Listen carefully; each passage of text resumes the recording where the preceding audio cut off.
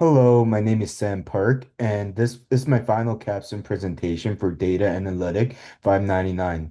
Today, I'll be sharing my project title, Evaluating Event Attendance and Engagement Behavior in Higher Education, quantitative review of CDC Power Hour attendance. This project really focuses on understanding how student engagement with Power Hour events here at Concordia and how those engagement patterns can guide better programming and student support. In this presentation, I'm going to walk through several key areas. First, I will explain the purpose of the analysis, then I will go over the data source I worked with and the scope of the project. Next, I'll review the methods and tools I use, mainly Tableau and descriptive analytics. After that, I'll walk through the main visual findings and insight I discovered. Finally, I'll share a recommendation for Concordia University and some ideas for future improvement. Student engagement is one of the strongest predictor of college success, persistence, and overall well-being. Co-curricular program like Power Hour helps students feel connected to campus, build community, and feel supported academically and socially. Since Power Hour is one of the Concordia's main engagement initiative, understanding which events actually attract students and why can really help the university plan better programmings. Also, this analysis is meant to support strategic planning by using real attendance data to identify what works and where improvements can be made. The purpose of this project was pretty straightforward. I wanted to examine attendance pattern across 25 power hour events. I compared total attendance versus unique attendance. I identified which events types performed the best and explored how event timing and frequency influenced turnout. My goals throughout the project was to produce insight that Concordia University can actually use to improve student engagement moving forward. Before analyzing the data, I reviewed the literature on student engagement and belongings. Researchers like Tinto and Co. emphasize that involvement outside the classroom is essential for retention. Pa- Past studies showed that social and interactive events tend to attract more students, while academic or discussion-based events often build deeper long-term engagement. Another important point from the literature is that analytics is becoming a big part of student affair. Schools increasingly use engagement data to guide programming decision. So this analysis sits right at the intersection of student development theory and data-driven decision making. For this project, I worked with 25 attendance files from Power Hour events. Each file include anonymous student IDs and headcounts. I combined all of the files into one master dataset and cleaned it to make sure the follow formatting and value were consistent. This allowed me to analyze student participation at a broader level instead of looking at each event individually. To measure engagement, I focus on three core metrics. Sum of attendance, which showed the number of students who participate across events, and count D of student IDs, which measure unique reach, so how many different students each event attracted, and average attendance, which helps show the typical turnout. I use Tableau the Public to explore the data visually because it helps rebuild pattern much faster than tables alone.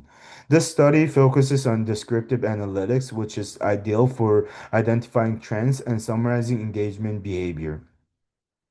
Here you can see the events which the highest overall turnout. Golden Bear shared the homecoming swag. Event had over 150 attendees each.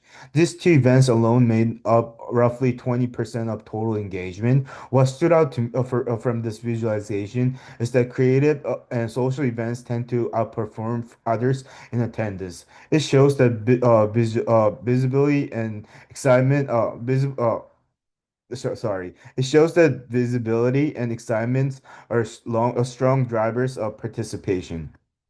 When you look at unique attendees, the number of different students who showed up, the pattern shift. Smaller events like Table Talk and Gratitude Hour brought in more than 60% unique attendees, meaning they reached students who weren't attending the larger events. Meanwhile, the big events had strong turnout but lower uniqueness. This tells us that different types of events fill different roles. Some pull large crowds, while others help reach new students.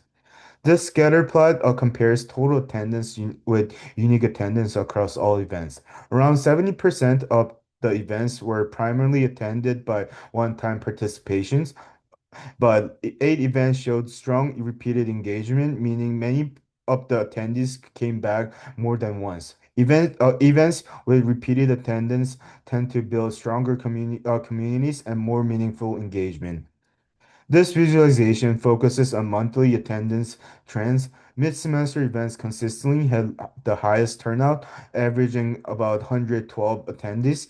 Early and late semester events were much lower, averaging around 70. This really matches the typical academic rhythm where students have more capacity to participate during the middle of the term. So timing becomes a key factor when planning events. This visualization compares attendance and how often each event was offered.